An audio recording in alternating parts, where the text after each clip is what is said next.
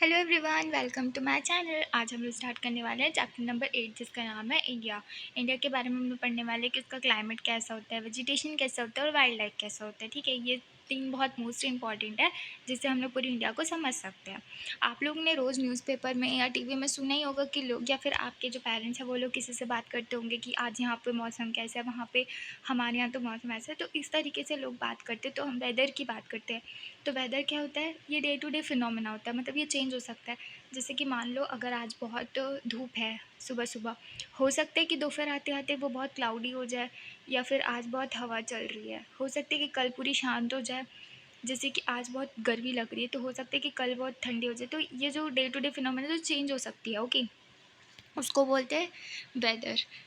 और आपने कभी कभी नोटिस किया होगा कि कोई कोई डेज़ में ना कंटिन्यूसली बहुत हॉट रहता है, कभी कभी बहुत विंडी रहता है, कभी कभी बहुत ठंडी रहती है, कभी बहुत रेनफॉल होता है। तो इस तरीके के जो मतलब कंटिन्यूस जो होते रहते हैं, जैसे कि आप अगर विंटर सीजन आ गया तो आप उसमें क्या करते हो, वुलन के क्लॉथ पहनते हो। तो इसलिए ना क्या होता है कि इसको हम लोग क्लाइमेट बोलते हैं।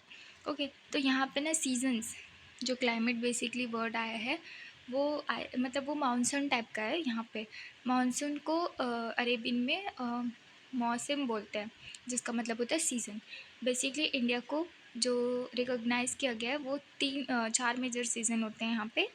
एक होता है कोल्ड, जिसको हम लोग विंटर बोलते हैं, एक हॉट जिसको समर, और एक मानसून होता है जिसको रेनी बोलते हैं, जिसको जून या सितंबर के बीच तक रहता है ये, और एक ऑटम होता है जो अक्टूबर से नवंबर में होता है।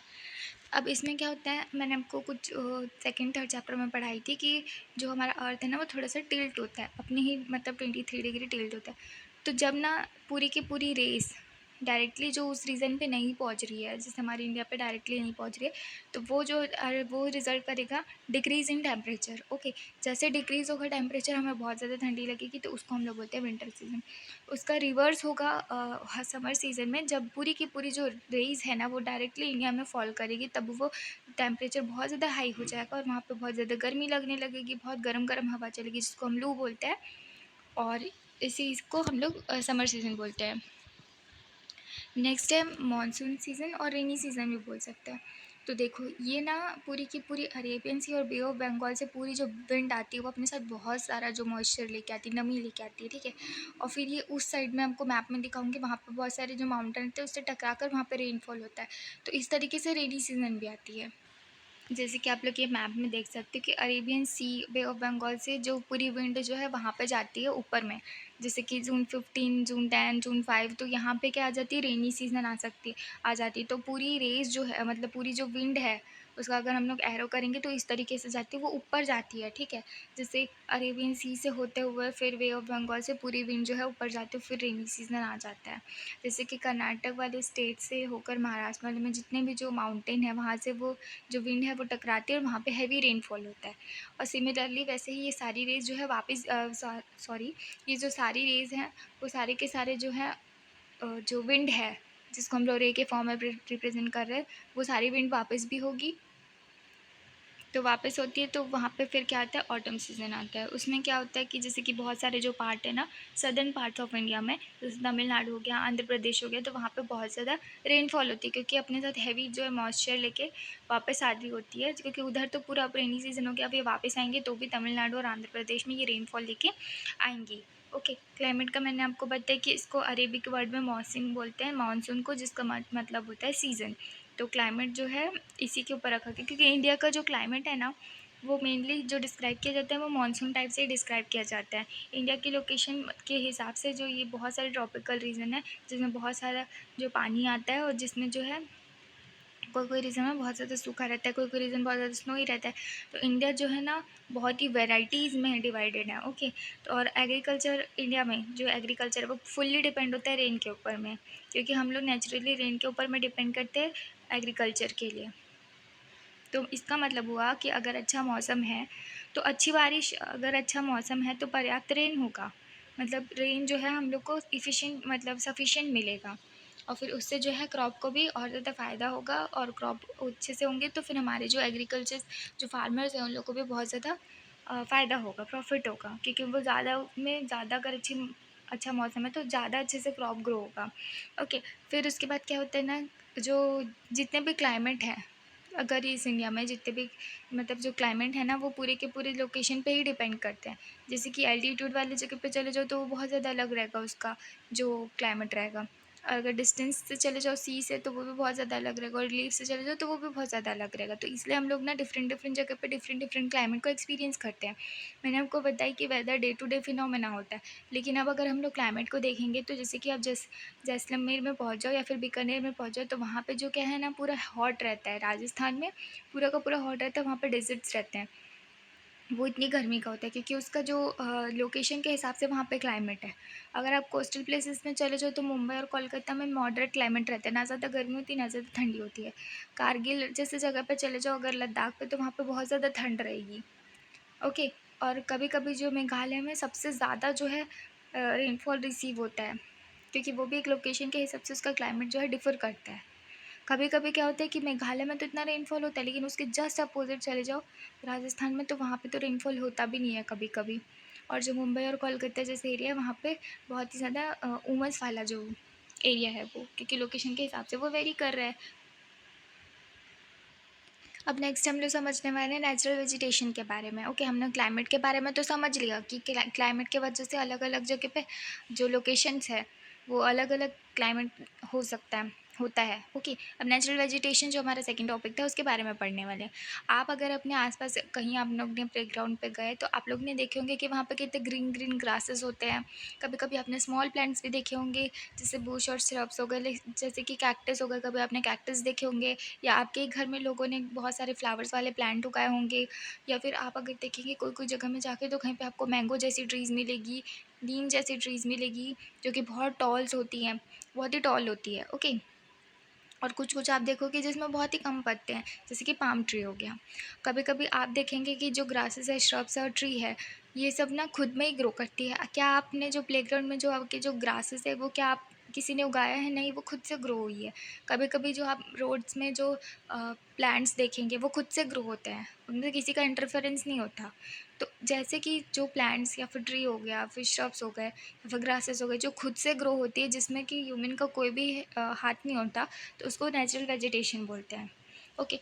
हमारे इंडिया में ना डिफरेंट टाइप के नेचुरल वेजिटेशन है जो डिपेंड करते हैं किसमें, क्लाइमेट में। जैसा क्लाइमेट रहेगा, जैसे कि आप राजस्थान में चलो तो वहाँ पे कैक्टस मिलेगा जो डेजर्ट्स वाले एरिया होते हैं। क्यों? क्योंकि वहाँ का जो क्लाइमेट है वो इस हिसाब से, तो वहाँ पे प्लांट भी उसी हिसाब से होते हैं। तो जो वेजिटेशंस होते हैं ना नेचुरल, वो डिपेंड करते हैं जो डिफरेंट क्लाइमेटिक कंडीशन के। अगर वहाँ पे बहुत ज़्यादा रेनफॉल हो रहा है तो उस हिसाब से वहाँ पे ट्री उगेंगे। और अगर कोई जैसे कि जैसे बहुत ठंडी वाला एरिया तो उस हिसाब से वैसे वहाँ पे क्रॉप जैसे कि जो ट्री है या फिर बुशेस है या फिर श्रब्स है वो सब ग्रो होते हैं। तो हमारे इंडिया में हमने देखा कि जहाँ जहाँ पे आप लोग ने देखा कि राजस्थान में कितनी गर्मी होती है, मेघालय में कितनी ज़्यादा जो है पानी गिरती है। और फिर उसके बाद अगर आप लोग देखेंगे कि कोलकाता जैसे मुंबई वाले एरिया में क्या होता है कि वहाँ पे मॉडरेट रहता है। अगर आप ऊपर देखेंगे जम्मू कश्मीर में तो वहाँ पे कितने ज़्यादा, लद्दाख वाले एरिया में स्नो रहता है। तो हम कि कितना ज़्यादा डिफरेंस है हमारे इंडिया के अंदर में जो क्लाइमेटिक कंडीशन है। तो उसके हिसाब से क्या होता है ना कि इसमें wide range of natural vegetation है। जैसे जैसे क्लाइमेट का कंडीशन हो होते जाएगा, जिस जिस एरिया पे डिपेंडिंग अपॉन द लोकेशन, तो उस हिसाब से यहाँ पर जो है नेचुरल वेजिटेशन भी होगा। अब नेक्स्ट टॉपिक देखने वाले हैं कि हमारे लिए फ़ॉरेस्ट क्यों नेसेसरी है। आप ही बताओ क्यों नेसेसरी है? क्योंकि हमें उनसे बहुत सारी चीज़ें मिलती हैं। अगर हम लोग को सबसे मेन इम्पोर्टेंट तो ये होता है कि अगर फ़ॉरेस्ट नहीं होंगे तो हम ब्रीथ कैसे करेंगे, क्योंकि हमें तो वहाँ से ऑक्सीजन मिलता है ना, और वो तो कार्बन डाइऑक्साइड को अब्जॉर्ब करते हैं। तो इसलिए भी ज़रूरी है ये। सॉइल इरोजन के लिए भी बहुत ज़रूरी है, क्योंकि ये जो है ना, जो प्लांट्स के रूट होते हैं वो सॉइल इरोजन को कंट्रोल करते हैं। फॉरेस्ट हमें टिम्बर प्रोवाइड करते हैं फर्नीचर बनाने के लिए, फ्यूल प्रोवाइड करते हैं, फ्यूल वुड प्रोवाइड करते हैं, डिफरेंट डिफरेंट मेडिसिन जो है हमें जैसे आयुर्वेदा हो गया तो पूरा फॉरेस्ट पर ही डिपेंडेंट है, तो वो हमें मिल जाता है।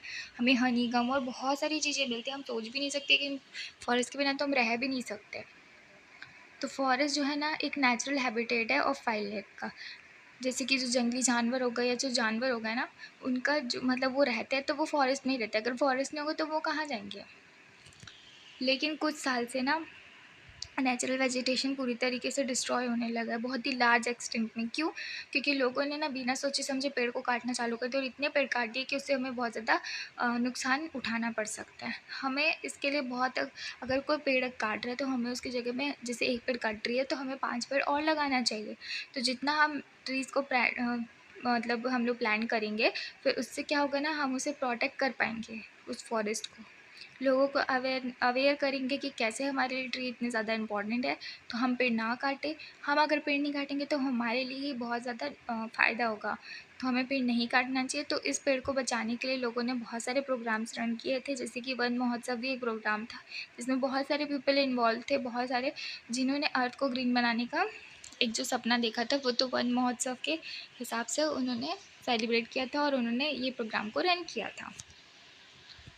यहाँ पे एक जो पिक्चर दी हुई है, इसे आप लोग समझ सकते हो। ये तो बहुत छोटी चीज़ें हमें बताई गई, लेकिन हमें इससे भी बहुत ज़्यादा चीज़ें मिलती है। लेकिन इतना इनफैक्ट आप लोग इतना ही समझ लो कम से कम, तो फिर इतनी सारी चीज़ें हमें वहाँ से मिलती है। नेक्स्ट टॉपिक है वाइल्ड लाइफ। फॉरेस्ट जो है ना, घर है जंगली जानवर का या जानवर का। अगर फॉरेस्ट नहीं होगा तो वो लोग कहाँ जाएंगे? तो उनका एक घर है फॉरेस्ट। ओके, जैसे हम लोग अपने एरिया में रहते हैं, वो लोग भी अपने एरिया में रहते हैं। उस फॉरेस्ट में इतने सारे स्पीशीज़ है, थाउजेंड्स ऑफ स्पीशीज़ हैं एनिमल्स के, और लार्ज वेराइटीज़ ऑफ रेप्टाइल्स हैं, और मैमल्स है, बर्ड्स है, इंसेक्ट्स है, वर्म्स है, और एम्फिबियंस है। तो ये सारी जो चीज़ें हमें कहाँ से मिलती है, इतनी सारी वेराइटीज़ ऑफ स्पीशीज़ जो हमें मिलती है, वो कहाँ से मिलती है? हम लोग को फॉरेस्ट से ही मिलती है। तो फॉरेस्ट इसलिए भी बहुत ज़्यादा इम्पॉर्टेंट है। और टाइगर जो है हमारा नेशनल एनिमल है। आप लोग जानते होंगे कि टाइगर हमारा नेशनल एनिमल है। और ये जो नेशनल जो हमारा एनिमल है टाइगर, वो बहुत सारे पार्ट में मिलता है इंडिया के, ठीक है। गिर फॉरेस्ट जो है ना गुजरात में, वो होम है एशियाटिक लॉयंस का। वो वहाँ पे रहते हैं गिर फॉरेस्ट में, जो जितने भी जो लॉयन, मतलब बहुत सारे लॉयंस हैं, वो वहीं रहते हैं। और जो एलिफेंट है, जो वन हॉर्न डायनासोर्स है, आप लोग ने देखे होंगे जिनकी एक सींग होती है, तो वो हमें असम में मिलते हैं। एलिफेंट हमें केरला और कर्नाटक में मिलते हैं। कैमल्स हो गया, या फिर जो जंगली गधे हो गए, एशेस हो गए, वो हमें कहाँ पे मिलते हैं? ग्रेट इंडियन डेजर्ट में मिलते हैं, या फिर है ना कच्छ में मिलते हैं। और फिर तो फिर हमें जंगली जो गोट होते हैं, जो बकरी होती है, वो हमें मिलती हैं। और जो लेपर्ड्स होते हैं वो हमें मिलते हैं, बियर हमें मिलते हैं। ये सारे के सारे कहाँ पे मिलते हैं? हमें हिमालय के रीजन में मिलते हैं। इसके अलावा हमें बहुत सारे ऐसे एनिमल भी मिलते हैं जो हमारे कंट्री में हर जगह में मिलते हैं, जैसे कि मंकी हो गया, वुल्फ हो गया, जैकल हो गया। तो ये सारी की सारी चीज़ें हमें कहाँ पे मिलती हैं? इंडिया के बहुत सारे पार्ट में मिलती हैं। इंडिया जितना एनिमल्स के बेसिस पे जितना रिच है, उसकी वैरायटी है, उतना ही वो किसके में है? जो बर्ड्स हैं, उसमें भी बहुत सारी रिच वैरायटी ऑफ हमारे पास बर्ड्स हैं, जो स्पीशीज़ हैं। तो आप क्या बता सकते हैं कि हमारा नेशनल बर्ड क्या है? हमारा नेशनल बर्ड पिकॉक है। तो ये क्या है ना, बहुत सारे जो और भी बहुत सारे हमारे पास बर्ड्स हैं, जैसे कि पैरट हो गया, पिजन्स हो गए, बुलबुल हो गए। तो ये सारे के सारे भी हमें मिलते हैं। यहाँ पे कुछ ऐसे बर्ड्स हैं ना जिनके लिए सेंचुरीज़ भी बनाई गई हैं। इन सेंचुरीज़ में क्या होता है ना, कि ये ना बर्ड्स को प्रोटेक्ट करती है। जो जो हंटर्स होते हैं, जो मार देते हैं उनको, तो उनसे प्रोटेक्ट करती है। क्यों प्रोटेक्ट करना ज़रूरी है? क्योंकि अगर हम प्रोटेक्ट नहीं करेंगे तो इन वैसे भी जो आधे से ज़्यादा जो स्पीशीज़ है वो ऐसे ही ख़त्म हो गए। आधे से ज़्यादा इन द सेंस, जो कुछ जो स्पीशीज़ है वो ऑलरेडी ख़त्म हो चुके हैं। तो अगर हमें इन्हें भी बचाना है कि फ्यूचर जनरेशन में, कि सबको पता रहे और ये लोग भी लिव कर पाए अच्छे से, तो इनके लिए सेंचुरीज़ बनाई जाती है। हमारे यहाँ पे स्नैक्स भी बहुत ज़्यादा इंपॉर्टेंट है, जैसे कि कोबरा हो गया, तो ये बहुत ज़्यादा इंपॉर्टेंट स्नैक्स है। तो ये भी बहुत सारे रीजन में, इंडिया के रीजन में पाई जाती है। हम कंटिन्यू फॉरेस्ट को कट करते जा रहे हैं, और लोग हंट करते जा रहे हैं, तो उससे बहुत सारी स्पीशीज़ जो है ना, पूरी की पूरी ख़त्म होती जा रही है, मतलब डिक्लाइन होती जा रही है जल्दी जल्दी। तो हमें इस स्पीशीज़ को बचा के रखना है। तो इसे बचाने के लिए जो गवर्नमेंट ने बहुत सारे नेशनल पार्क बनाए हैं, सेंचुरीज़ बनाए हैं, और बायोस्फीयर रिजर्व्स बनाए हैं। और तो और गवर्नमेंट जो है ना, जैसे कि एक दो प्रोजेक्ट इन्होंने चालू किया था, जैसे प्रोजेक्ट टाइगर हो गया, प्रोजेक्ट एलिफेंट हो गया। ये सारे जो एनिमल को प्रोटेक्ट करने के लिए, ताकि ये ख़त्म ना हो जाए, इनका जो पूरा जो अस्तित्व है वो ख़त्म ना हो जाए, तो उनमें से ये सारी जो कैंपेन्स हैं उसको रन किया जाता है। आप भी इसमें कंट्रीब्यूट कर सकते हैं। आप कैसे कंट्रीब्यूट कर सकते हैं इस जो वाइल्ड लाइफ को कंजर्व करने में? आप अगर जो है इंसान जो एनिमल्स हैं उनकी बॉडी से कुछ भी बना होगा, अगर आप उसे नहीं खरीदेंगे तो लोग बेचना बंद कर देंगे, तो बेचना बंद कर देंगे तो लोग उन्हें मारना भी बंद कर देंगे एनिमल्स को। जो जो चीज़ें हैं जो एनिमल्स के बोन से या हॉर्न से, फर, स्किन, फैदर से बनी होती है, आप अगर उसे नहीं लेंगे तो इससे क्या होगा ना, लोग उसे बेचना भी बंद कर देंगे और इन जानवरों की लाइफ बच जाएगी। हम देखते हैं कि जो फर्स्ट वीक में अक्टूबर में यहाँ पे जो गवर्नमेंट है एक अवेयरनेस क्रिएट करने की कोशिश करती है एनिमल किंगडम पे। जैसे कि ये एक है आर्टिकल, आप उसमें देख सकते हो। तो यहाँ पे हमारा चैप्टर ख़त्म होता है। आई होप आपको ये वाला चैप्टर समझ में आया होगा। मिलते हैं नेक्स्ट वीडियो।